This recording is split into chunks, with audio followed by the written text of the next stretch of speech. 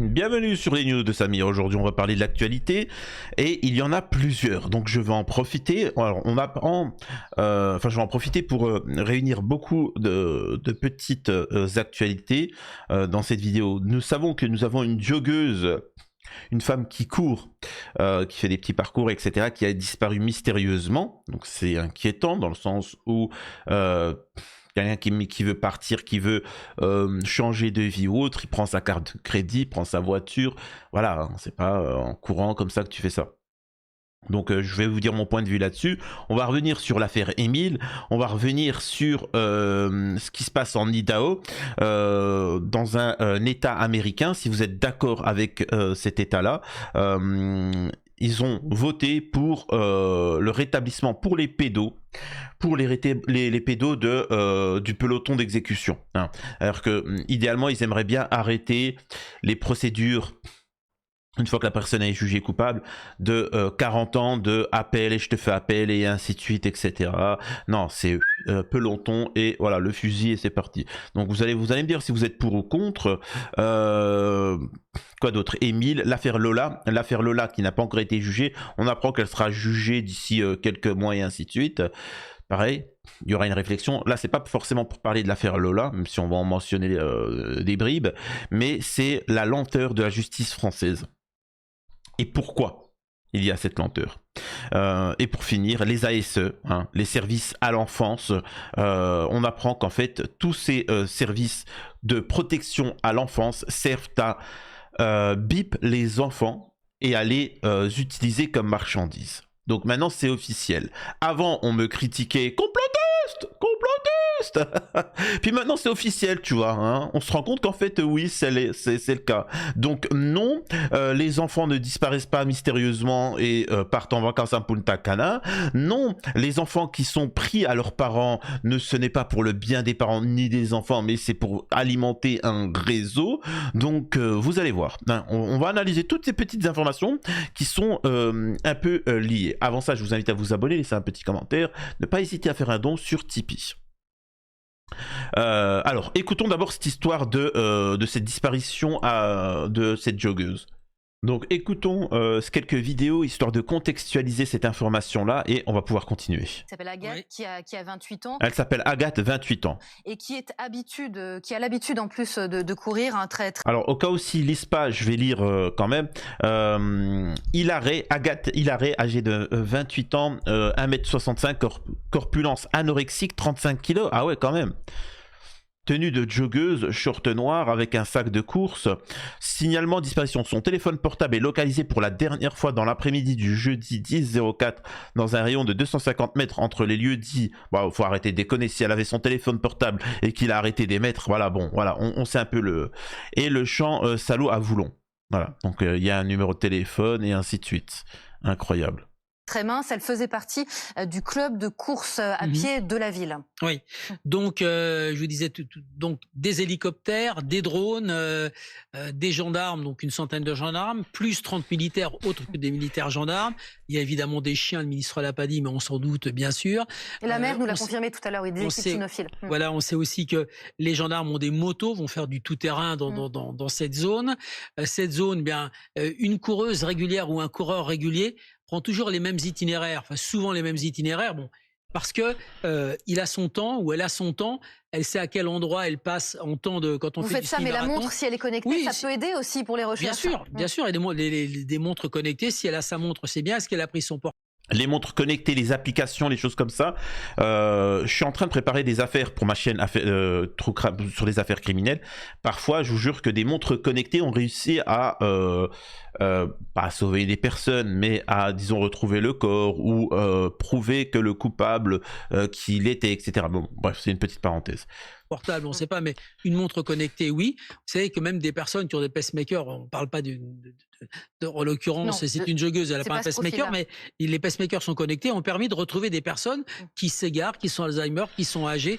Bon, donc en tout cas, tous les moyens sont déployés par la gendarmerie qui encore sait faire sur le trajet. Alors, très important de comprendre, alors c'est moins grave. Les enfants, bon, quand on m'explique que des enfants de 2 ans ont fugué, ils sont partis en vacances, faut pas juger, faut pas être complotiste. Samir, tu parles de réseau et tout ce que... Oui, d'accord, si tu veux, d'accord. Mais voilà, vous avez 2 choix de vie, hein. Il y a 2 sortes d'êtres humains sur Terre. Soit vous écoutez la version des gens qui disent que les enfants de 2 ans partent à Punta Cana, ils vont refaire leur vie ou tout ça, ou il y a la version de moi, celle qui est dite méchante, cruelle, complotiste. C'est-à-dire qu'il y a des réseaux pédos, des gens mal intentionnés qui s'attaquent aux enfants. À vous de choisir. Bref. Malgré tout, les femmes sont aussi victimes des hommes. Hein. Enfin, faut arrêter. Hein. Faut le dire. Hein. Et donc, il faut faire vraiment attention. Je sais qu'il n'est pas bon ton. Ça avait créé une polémique, un truc de fou. Je sais même pas s'ils l'ont viré ou un gendarme avait osé dire à la télé française. Alors je sais qu'à l'étranger, vous allez rigoler, vous allez dire mais ils sont complètement malades ces Français.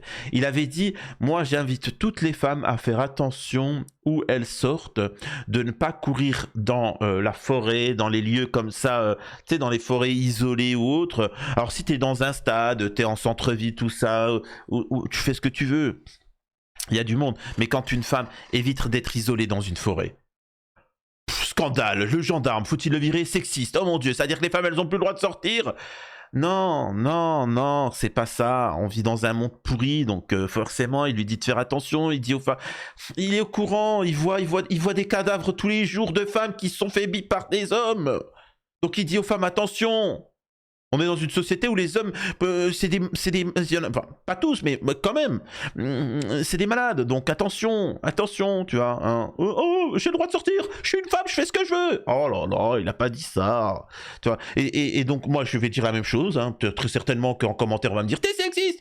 Mesdames, faites attention à ne pas sortir toute seule dans certains endroits. C'est dangereux. Tu vois. C'est comme ça. Faites attention. Voilà. Ne laissez pas vos enfants avec n'importe qui. Vraiment, ne laissez pas vos enfants avec n'importe qui. Ne les laissez pas sans surveillance. Ça peut aller très vite. Et mesdames, je sais que la société vous a expliqué que, parce que vous avez fait un peu de self-défense, que cette femme de 35 ans, peut-être, hein, cette petite de 35 ans, peut-être qu'on lui avait inculqué certaines valeurs de Disney. C'est-à-dire que si tu viens, tu lui mets un coup dans les roubignoles à l'homme, et tu viens et tu lui dis stop l'Algérie. Et puis il va dire oh mon Dieu, Harlem sont ça. Non, ça se passe pas comme ça. Une femme, quand un homme il veut vous tomber dessus, il vous tombe dessus. Sachez-le, hein. Sachez-le. Tu vois, arrêtez de. C'est comme par exemple les sprays lacrymo. C'est bien d'en avoir, mais comprenez une chose. Vous calculez pas le vent. Vous savez pas. Vous êtes en panique. Vous le faites. Il y a du vent, mais tu ne calcules pas sur le moment que le vent il est dans ton côté. Donc en fait, le spray il va aller surtout sur toi, quoi, et pas sur lui. Tu vois, ça t'avait pas calculé. Et puis tu te retrouves en plus en difficulté. Et puis au niveau du spray, si tu le vises mal, il aura quand même le temps de te... Enfin, faites attention, s'il vous plaît, vraiment. Voilà. On vit dans une société où en plus de ça, il faut bien comprendre, et c'est ce que je vais dénoncer par la suite, et c'est pour ça que je vais faire le lien avec Émile, Lola et tout ce que tu veux. Les gens, une fois qu'ils sont attrapés, bon, ils vont pas choper grand-chose. Hein. Donc en fait, pourquoi se priveraient-ils? Bref. Alors, à Vivonne, on a beaucoup de chemins de randonnée, beaucoup de sentiers où les gens vont courir, marcher, se promener avec les enfants ou avec les animaux. On a 3 rivières donc où on peut se promener le long. Et bon, on voit bien que les zones de recherche sont un peu sur des sentiers. Des sentiers où il y a quand même du passage, vous nous dites? Effectivement, il y a du passage. Si vous avez l'association qui parcourir, effectivement, vous allez avoir du monde, mais on a des sentiers quand même qui sont, oui, relativement fréquentés, surtout que cette semaine, il fait beau. Vous connaissez la joggeuse et sa famille? Non, pas du tout. Pas du tout. Alors, je l'ai certainement rencontrée parce que je rencontre. Oui, bon, on s'en fout là, vas-y, elle est en train de nous casser la tête, hein. C'est bon, c'est pas méchant, mais la mère c'est quoi cette mère là? Bon, bref, allez, on passe à. Voilà, donc en résumé, une disparition inquiétante, faites attention vraiment. Et ça nous permet de venir rapidement sur Émile. On va traiter plusieurs affaires. Émile, j'étais là dans le hameau le jour de sa disparition. Plus d'1 an et demi après la disparition d'Émile, un habitant présent dans le hameau le jour des faits témoigne. témoigne. Convoqué pour la reconstitution, Marc, qui est un faux nom, raconte une atmosphère très spéciale et partage ses réflexions sur une affaire irrésolue. Toute ma vie, je me rappellerai de l'affaire Émile car j'étais là, dans le hameau, le jour de sa disparition. Plus d'un an après la mise en situation de la journée de la disparition du petit Émile, le 8 juillet 2023, au Haut-Vernay, Marc se souvient toujours de cette journée. Voilà. Il faisait partie des 17 personnes convoquées par la gendarmerie. La probabilité que cet homme âgé d'une trentaine d'années se trouve au Haut-Vernay le jour de la disparition du Mambin était très faible. Je viens assez rarement, peut-être une fois par an, pour faire le jardin de mon collègue. C'est justement pour entretenir le terrain de son ami que Marc se trouvait sur place le jour des faits. Il n'a rien vu, mais procédure oblige, il a bien dû être interrogé par les gendarmes lors du jour de la mise en situation. On m'a demandé où j'étais précisément et ce que j'avais fait ce jour-là. Tout était cadré, se souvient Marc. On passait à tour de rôle devant les enquêteurs. Il fallait attendre que l'audition précédente soit terminée avant d'être appelé. On m'a demandé où j'étais précisément et ce que j'avais fait. Ce jour-là, au hameau, poursuit-il, pour moi, ça a duré 5 minutes. Quand ils ont vu où j'étais situé, les enquêteurs ont pu avoir la démonstration que je n'avais pas été en capacité de voir et de faire quoi que ce soit. Je n'ai rien à voir avec ça et les gendarmes m'ont dit que je pouvais partir. Marc décrit une atmosphère très spéciale ce jour-là. Personne n'est préparé à répéter devant des gendarmes, des avocats, des gestes qu'on en a fait plus de 8 mois plus tôt. Tous les rebondissements de cette affaire empêchent cet habitant de la vallée de passer à autre chose. Tout ça c'est triste, soupire-t-il. Si c'est un accident, là où les personnes qui sont impliquées auraient dû se dénoncer tout de suite, car ça fait peser le soupçon sur beaucoup de gens autour de nous. Si c'est quelqu'un qui a ôté la vie à ce petit avant de déplacer le corps pour faire croire à une disparition, c'est vraiment morbide. Donc voilà. Alors, sachez qu'aux dernières informations, il y a des rumeurs qui sortent sur la famille, dont le grand-père. Apparemment, de ce que j'ai appris, il y avait même des gens qui, où il aurait bip une femme, hein, il y aurait eu des abus, au niveau de l'intimité, etc. Je sais pas. Moi, je pense vraiment que l'histoire elle est plus simple que ça. C'est-à-dire que le petit Émile a dérangé. Et il y a eu fracassage quoi. Alors qu'ils l'ont fracassé, il a perdu la vie, puis ils se sont dit on va le cacher le corps et puis salut au revoir, tu vois, hein, très important. Je répète, la peine capitale. La peine capitale c'est quelque chose de très important, ça permet de dissuader vraiment. Et vous allez me dire par rapport aux autres affaires qu'on va traiter, regardez ça. Dans l'Idaho, le peloton d'exécution bientôt autorisé pour les condamnés à mort.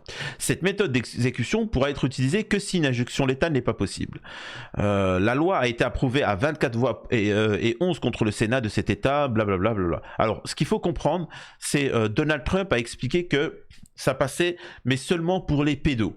Voilà. Seulement pour les pédos, du moment où tu touches à un enfant, on te mettra attaché à un poteau, on te mettra 4 personnes avec des fusils et ils vont tirer. Donc ça c'est Donald Trump, ce qu'ils veulent faire dans l'Idaho. Hein. Moi je pose la question, là, on est d'accord que l'Occident, que le Japon c'est une démocratie, hein. C'est-à-dire que la démocratie, moi j'arrive pas à définir ce qu'est une démocratie, tu vois. S'il y a des gens qui votent pour un président, c'est le pouvoir au peuple. Ça, apparemment, certains me disent non, c'est pas une démocratie, c'est quand même une dictature parce que Poutine est élu, mais c'est une dictature. Nous avons des monarchies dictatoriales dans certains pays, mais qui sont soutenues par l'Occident. Donc, j'arrive pas. Mais bon, tout ça pour dire que le Japon, il y a la peine de mort. Hein. Je comprends pas pourquoi ça dérange personne. Aux États-Unis aussi. Donc je vois pas pourquoi en France on ne devrait pas avoir ça. Alors certains, encore une fois, on parle pas de condamner des gens qui ont volé un scooter. On parle vraiment de gens qui ont bip des enfants. On parle de gens où il n'y a aucun doute de leur culpabilité, hein, pour ceux qui pensent. C'est-à-dire que à mesure extrême. Hein, pour une mesure extrême, il faut quand même un jugement extrême. C'est-à-dire que par exemple, dans l'affaire Lola, justement, ça nous permet de parler de l'affaire Lola. C'est pour ça que je voulais vous en parler. Affaire Lola, la procès de Dabia Benkiret prévu en octobre. Donc, il a fallu quand même 3 ans. 3 ans pour la ramener au tribunal et pour la juger. Alors que, moi, je vous le dis, on le sait que c'est elle. Maintenant, moi, le seul truc qu'il faudrait faire par rapport à l'affaire Lola, c'est Qui sont les complices? Parce qu'au début, il y avait des complices, c'était un réseau. Elle expliquait elle-même qu'il y avait un réseau. Là, maintenant, apparemment, c'est juste un acte isolé. Bon. À voir. Faites très attention et on lâchera pas cette affaire-là, s'il vous plaît. Écoutez-moi bien. On va pas lâcher l'affaire Lola. Vous savez pourquoi? En fonction du jugement, si elle aura un jugement clément, ça pourra expliquer beaucoup de choses. Ou si elle décide de sauter la vie, pareil, ça pourra expliquer beaucoup de choses. Parce que je le rappelle que pour l'affaire Lola, Dabia B expliquait que elle devait, une fois qu'elle avait fait ce qu'elle avait fait, donner une valise. Elle avait donné une valise à un mec en fourgonnette, pour déposer la valise à un autre, à quelqu'un d'autre. Il sait pas. Il est parti, il était payé juste pour faire ça. Il sait pas lui ce qu'il y avait dans la mallette. Et il est venu, il a vu qu'il y avait personne, il a fait demi-tour, il a revu la Dabia, il lui a dit tiens, il y avait personne. Ça, c'est ce que nous avait dit Dabia. C'est ce que les médias nous avaient dit. Et pourtant, maintenant, on n'en parle plus. C'est-à-dire qu'on ne dit même pas non, mais c'est bon, elle a menti. Non, on n'en parle plus. Parce que forcément, ça fait peur à certaines personnes. Et donc, est-ce que Dabia va juste prendre 20 ans et dans 10 ans, elle sera sortie? Est-ce que c'est à creuser? Moi, je suis plus pour la vision trumpiste. C'est-à-dire que, oui, bon, t'as ôté la vie à un enfant, un poteau, 4 fusils, et puis c'est réglé, tu vois. Dites-moi si vous êtes pour ou contre. Alors, bien évidemment, la majeure partie des Français sont pour. Il faudrait légiférer, voter une loi, et c'est parti, tu vois. Mais bon, quand même particulier cette histoire, vous en conviendrez, bien évidemment. Ça me permet de revenir sur un sujet qu'on avait énormément parlé sur cette chaîne-là, la protection de l'enfance. Nombre de foyers de l'ASE sont des centres de recrutement pour proxénètes. Quand même. C'est quand même incroyable. Donc, alors, je vous passe la vidéo, etc. En résumé, il vous explique que tous les services, quand on prend les enfants, alors, vous remarquerez que quand il y a des enfants qui se font abuser par leurs parents, etc., le système, l'ASE, te disent non, mais on peut pas le prendre, c'est compliqué, procédure, on peut pas intervenir. Il y a eu 40 signalements, tout ça. Par contre, si tu as osé ne pas vouloir faire vacciner ton enfant, ou si tu veux pas qu'il lui apprenne la théorie du genre, si apparemment l'enfant de 4 ans aurait dit à la maternelle je suis désolé, il y a un garçon, il y a une fille, tu vois, c'est tout, il n'y a pas de entre deux, tout ça, et ben là ils peuvent lancer des procédures pour enlever votre enfant. À votre avis, pourquoi? Justement pour les emmener dans ces ASE, pour justement les vendre, La majeure partie des affaires pédos, tu retrouves que les enfants ont été placés. C'est comme ça. C'est un milieu, c'est un business. La majeure partie des services à l'enfance, de ceux qui viennent pour protéger les enfants, sont là pour les consommer, d'une manière ou d'une autre. Donc encore une fois, je le répète, quand vous entendez parler de services à l'enfance, comprenez-le bien que c'est pour bip vos enfants. Donc voilà, c'est aussi simple que ça. Et en tant que tel, il faut dissoudre ces mouvements-là et au moins tous les mettre en tôle. Je répète, pour comprendre, en conclusion de cette vidéo-là, vous avez des femmes qui se font bip. Il y a des enfants qui se font bip. On a une justice qui est très lente. On a des réseaux qui se protègent. Et ainsi de suite. Moi, je n'aurai de cesse de le répéter. Certains vont me dire, oui, mais la peine capitale permet, d'éviter la récidive. Parce que nombre de cas, on voit que c'est des récidivistes. Donc déjà tu règles un problème. 2, c'est dissuasif. Tu n'empêcheras pas le fou du bus de faire une connerie. Mais déjà, tu évites 2 gros problèmes. La récidive et la peur des gens d'agir. Voilà, déjà. Ensuite, il faut les dissuader. Ensuite, il faut essayer de mettre en place des systèmes de protection de l'enfance, mais des vrais, de l'enfance, et pas quelque chose d'opaque. C'est pas quelque chose d'opaque là comme ça. Pareil pour les femmes, pour la sécurité. Est-ce que vous êtes pour ou contre le fait de mettre des caméras? Est-ce que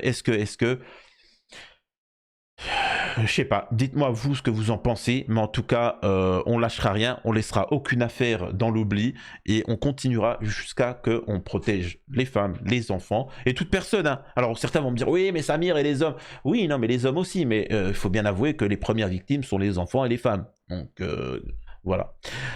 À la prochaine sur les news de Samir. N'hésitez pas à soutenir la chaîne. Abonnez-vous. Bye bye.